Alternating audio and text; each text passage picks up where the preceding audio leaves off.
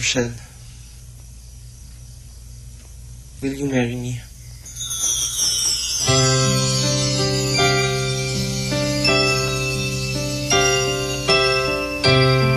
Ang dami mong arte. Suot mo na. Sanay ka naman ako yung gusto mo.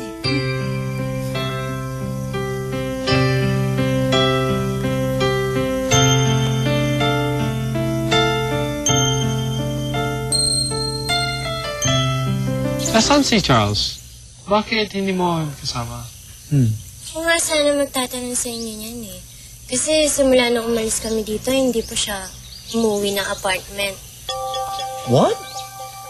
Hindi kaya may kinalaman si Charles sa pagkawala at pagkamatay ni Rochelle? Oras na mapatunayan ko na may kinalaman si Charles sa pagkamatay ni Rochelle. Pagbabanyayan ng malaking ginawa niya. Hindi ko siya titigilan.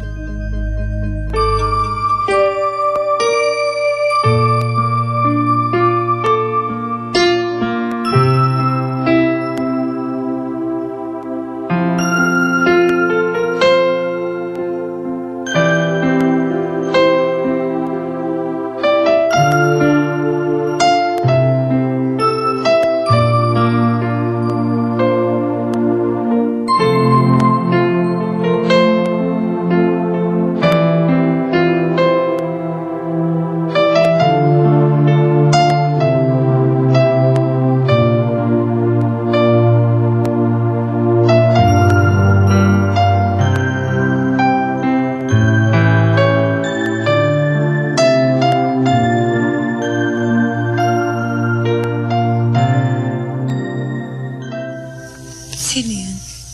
Wala, hindi importante. Itutuloy ba natin to? Alam ba ni Charles na ikaw ang tumatawag? Probably. Charles did ask for our cell phone numbers just before he left. Kung ganun, may tiyatago nga siya sa pagkawala ni Rochelle. Hindi. Just because Charles dropped your call doesn't mean you can't suspect him of Rochelle's death. Oh, ano meron dito? Bakit parang may conference ata kayo? Itong si Philip, gustong hanapin si Charles. Talaga, kuya? Makikipagkasundo ka na ba sa kanya? Ano makikipagkasundo? May kinalaman siya sa pagkawala ni Rochelle. Kaya hahanapin ko siya. Rochelle, sumagot ka na. Nakikiusap ako. Nagkasundo naman tayo, di ba? Sumagot ka na, please.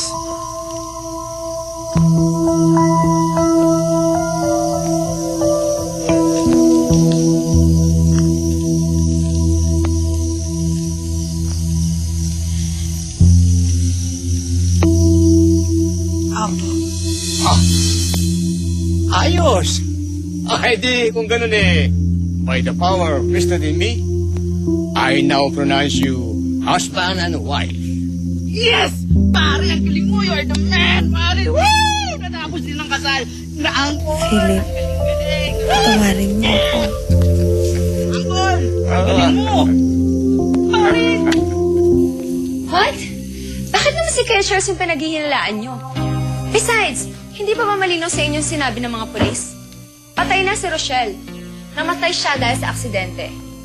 How can you possibly involve Kuya Charles on this? Tama si Luis, Philip.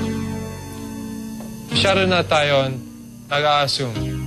Bakit hindi na lang natin hintayin si Charles?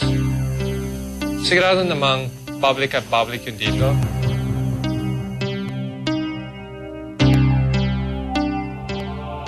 Binding and legal ang kontratang pinipirma ninyo.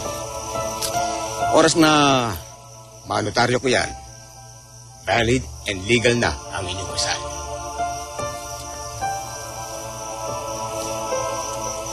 Rochelle, ikaw na.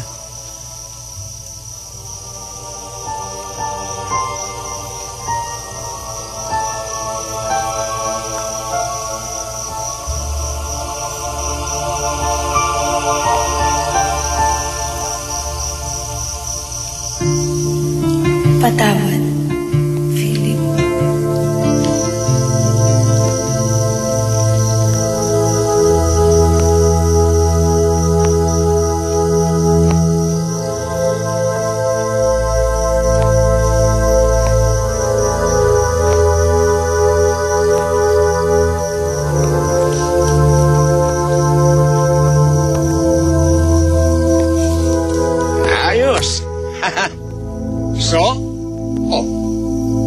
hinihintay ninyo?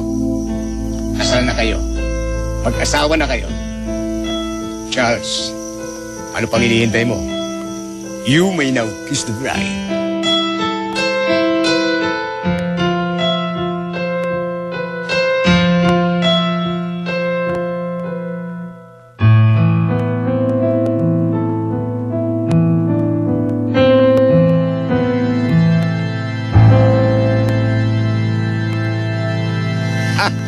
Bueno?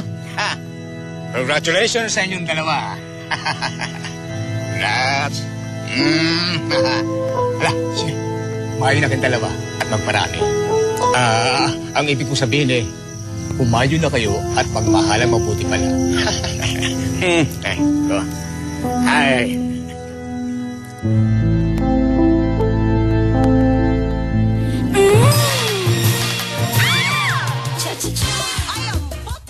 Ang mga...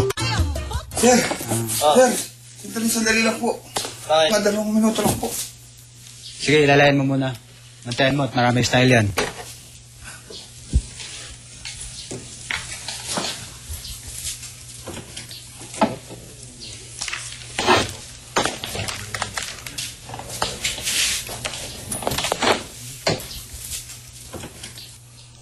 Oh. Hindi na. Direct, buti na lang nandito kayo.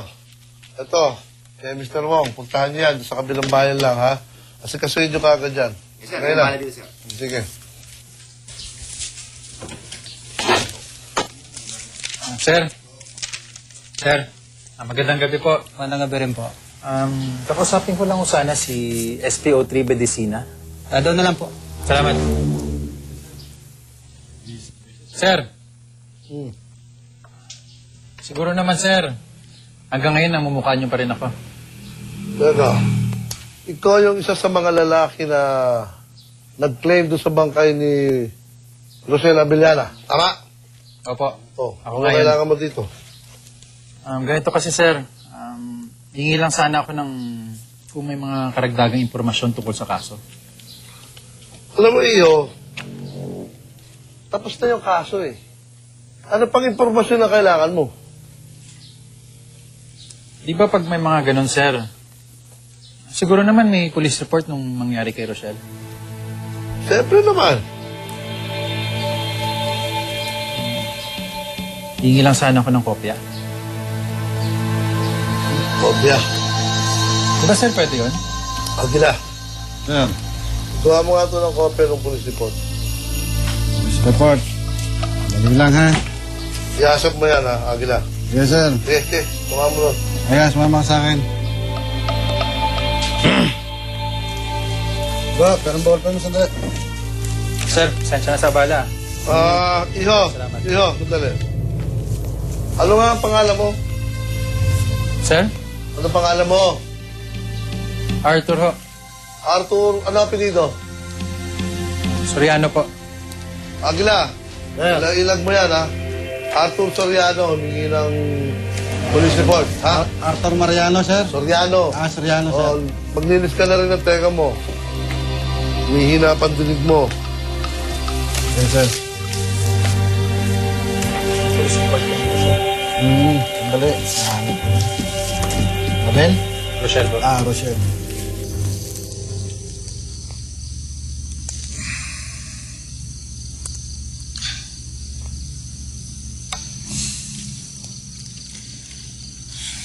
Philip, tama na yan. Marami ka nang nainom. Philip, hindi ka ba naaawa sa sarili mo? Huwag mo akong pakialaman. This is my life. I can do whatever I want. Ganon. Sige. Gusto mo maglasing? Maglasing tayo.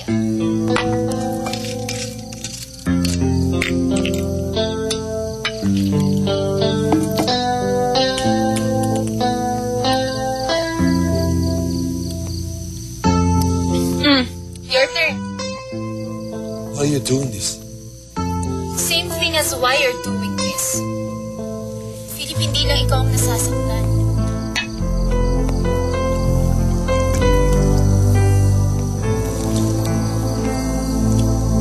dapat ang iinom dito.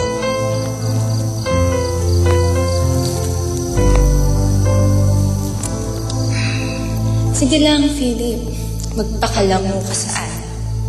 Akong bahala sa'yo.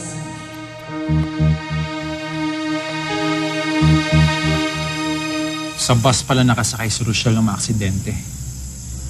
Sa bus? Papunta saan? Ayon dito sa report na to, bus papuntang Matnog. Matnog? Ang layo nun ah. Ano naman ang gagawin ni Rochelle dun? Boss Chip, anong iniisip mo? Duda ako sa report na to. Maraming inconsistencies. Boss Chip, pwede ka palang investigador eh. Palit ka lang kaya tayo. Maayos ka. Makinig ka sa sasabihin ko. Yes, Boss Chip. Usually, may mga manifesto ganito kalalayong biyahe. Mga listahan ng mga pasahero para sa insurance purposes. Ang gawin mo, pumunta ka sa bus company. Kunin mo yung listahan doon para makasiguro tayo na isang nga sa mga pasahero si Rochelle. Yun lang? Madali yun. Ang hindi ko lang mag-guess, Boss Chip, ba't kailangan pa natin gawin yun? Dahil hanggang ngayon, hindi pa rin ako naniniwala na patay na si Rochelle. Hindi ganun kadali tanggapin na ang tao napakalaga sa akin ay wala na.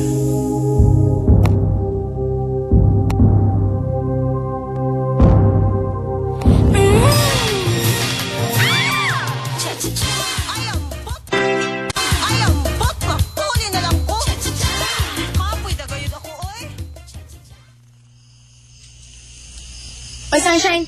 Tawag na tayo ni Mang Toto. Kumain na daw tayo na puna para makapagpahinga na. Nagkamali kasi si Mang Toto. Konti lang yung nailuto.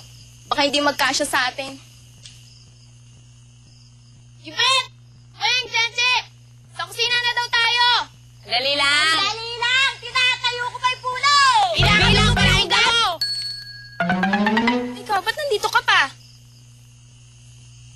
Sa bala kayo, tinawag ko na kayo, ha?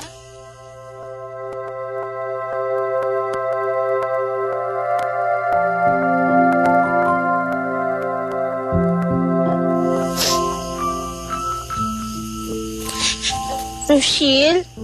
Miss Fred? Bakit naman ganun? Bakit naman bigla ka nawala? Tinuring ba naman kitang best friend ko na? Tapos bigla kang aalis? Ikaw pa naman pinipilit mo akong maintindihan kahit pilipit ang dela ko. Hindi mo naman alam ngayon kung gaano kita namimiss eh. Makakalukami na ka man eh. Miss na talaga kita.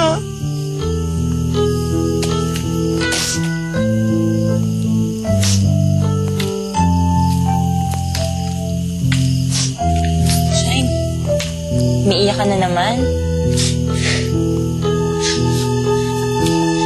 Naalala ko kasi si Rochelle.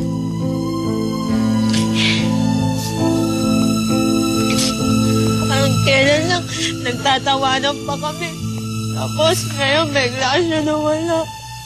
Kanta naman niya. Mas ko na talaga siya.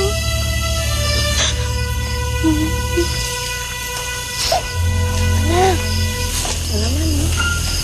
Kahit naman kami, namimiss namin si Rochelle, di ba?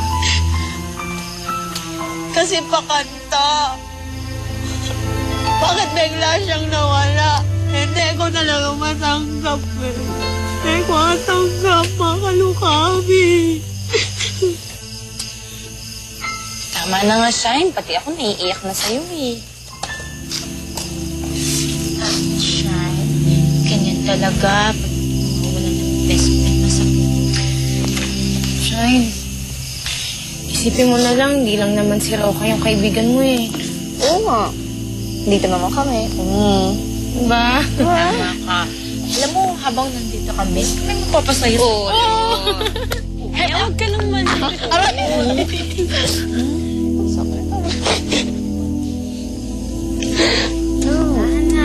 kami doon?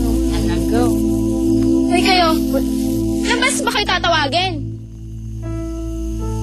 Kanina pa naghihintay si Manong Toto, oh. Wala, sunod na. Sungit. Kasama talaga ng mental. Papaluin ko na yung sa ulo. Ana. Mukhang aswang? Ay na daw tayo. Anong umiyak? Ganda-ganda mo eh.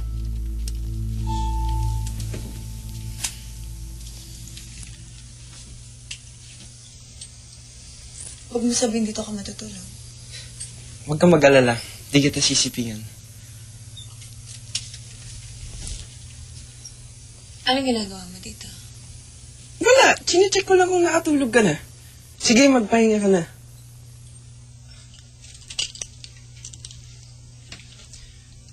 Hindi ko ikakantado ang pinto mo. Hindi ka na bilanggo sa bahay na to.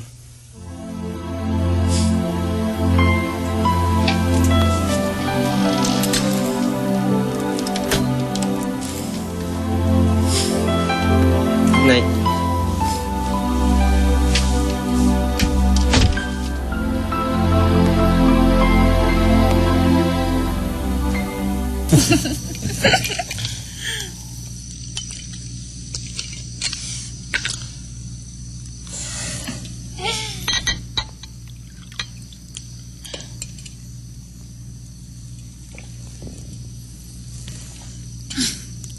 You know what? You're right. This feels so good. Sabi gusto niya yan, hindi ba? Pero alam mo, may alam akong gawin that can really make you feel good.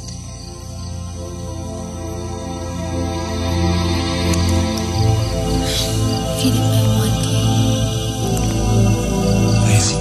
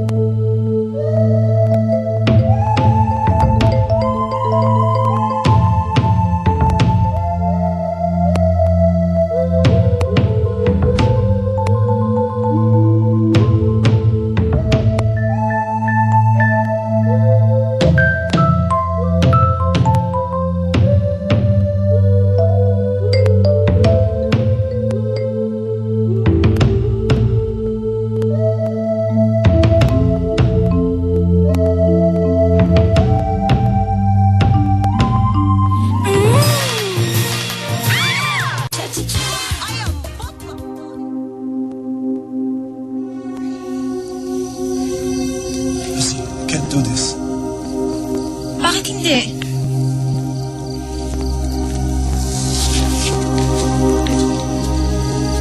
Dahil hindi ko talaga kaya. Philip, ano pa bang gusto mong gawin ko? No, it's not you, Izzy. It's me. Dahil kay Rochelle. Philip, patay na siya. Kalimutan mo na siya. Sana ganun kadali siyang kalimutan. Pero hindi. Mahal ko siya. Mahal na mahal.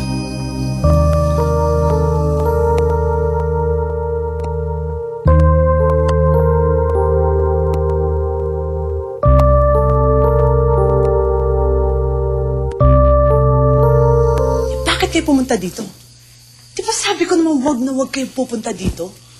Ma'am, importante po akong kailangan sabihin sa inyo. Eh bakit hindi nyo na lang itawag? Kailangan ho natin ng padulas. Alam nga naman po ako pa mag-abong na doon. Teka. Ako ba inaabuso nyo? Bayad na ako sa inyo. Ma'am, bayad na ho kayo doon sa una ninyong pinagawa. Pero nagkaroon ho ng konting komplikasyon, kaya meron ho kayo kailangan aksyon lang kaagad. Anong komplikasyon? Ma'am, meron dong isang Arthur. Nagpunta sa presinto kanina. Humihingi ng police report tungkol doon sa pagkamatay ng Rochelle. What? Hindi lang ho yun, ma'am. Mukhang duda yung Arthur at nag-iimbestiga. Pinapaalalahan ako kayo, ma'am. Yung Arthur na yan, maaaring pumunta yan doon sa bus company at humingi ng listahan ng mga namatay na pasahero sa aksidente. Eh, wala naman rin din yung Rochelle. Kaya maaaring malaman niya ang katotohanan. Pwede talaga yung Arthur niya. Ma'am, lahat naman ho ng bagay na dadaan sa areglo.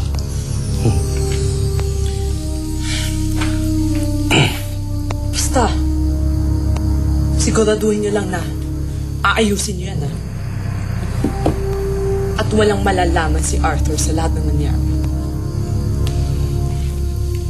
Eto, sobra-sobra.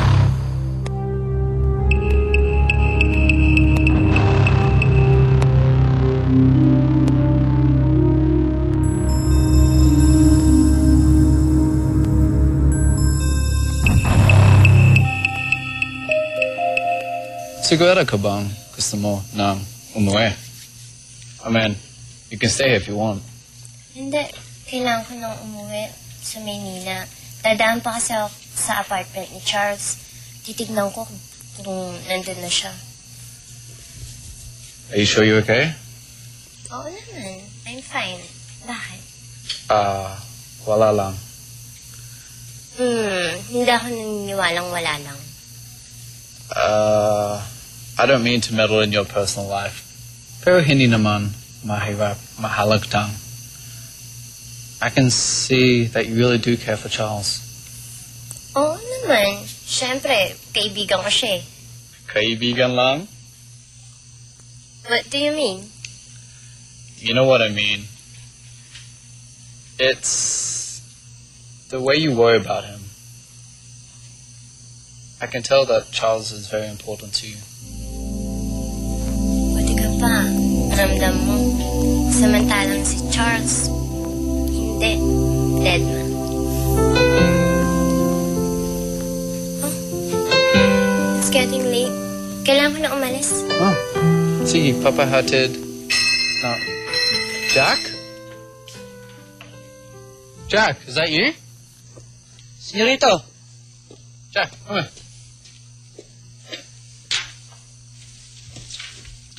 Hatted mo si Shane. Take good care of it, buddy. Sige po. Alright. Ma'am, saan po ba kayo umuwi? Sa Novaliches. Sige po. Ito po kayo. Sige po, senyorito. See you tomorrow.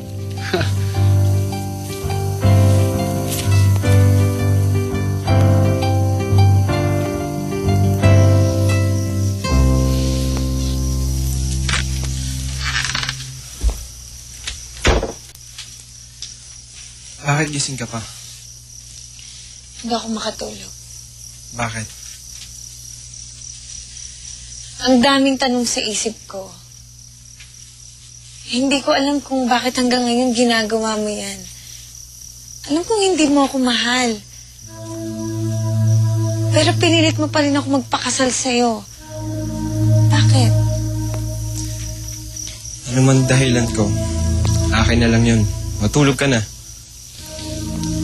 Hindi ako titigil hanggat hindi mo sinasabi sa akin ang totoo. Bakit ba ang kulit mo na naman? Sabing matulog ka na, maaga pa tayo alis bukas. Saan tayo pupunta? Sa Hacienda Rochelle. Babalik tayo sa Hacienda Ontiveros.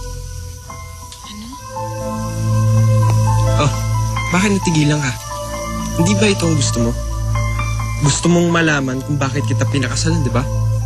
Pwes, bukas sa bukas din, sa Hacienda Ontiveros, malalaman mo rin.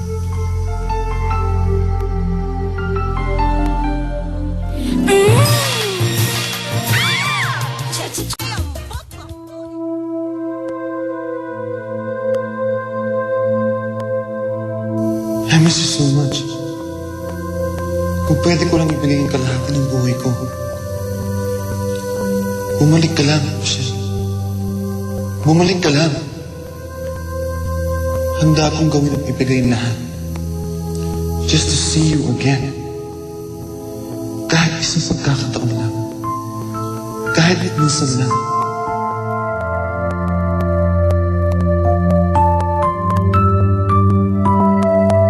Hindi. Hindi ako papayag na bumalik tayo sa asyenda. Bakit hindi? Ayaw mo bang malaman nila na may asawa ka na? Ayoko nang bumalik doon. Ayoko na ng gulo. Ayoko magpakita sa mga tao doon. Hindi pwede yun, Rochelle. Ngayon asawa na kita. Kailangan makilala ka nila. After all, sila pa din ang kinikilala kong pamilya. At karapatan nilang makilala ang bagong dagdag sa pamilya. Si Mrs. Rochelle Montiveros.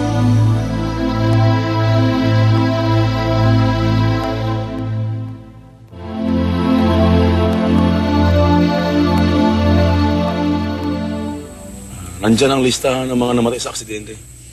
Sa mismong bus company ko nakuha yan, Boss Chip. Nandito ba pangalan ni Rochelle? Oo, nandyan.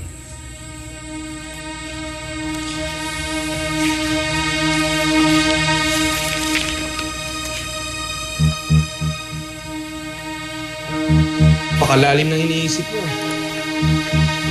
Kasi kumapalagay eh. Kagabi nakita ko si Senyora. Kausap yung pulis.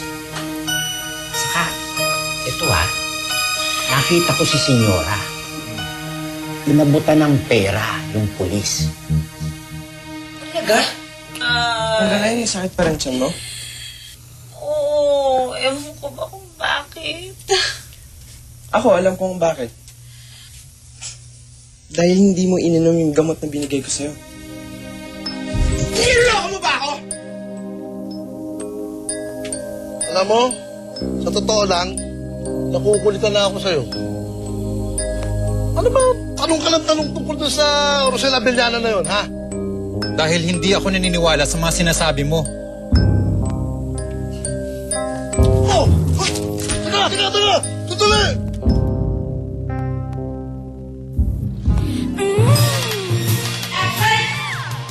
At sa tingin mo papayag ako? Arthur! Tawagin mo ba ako?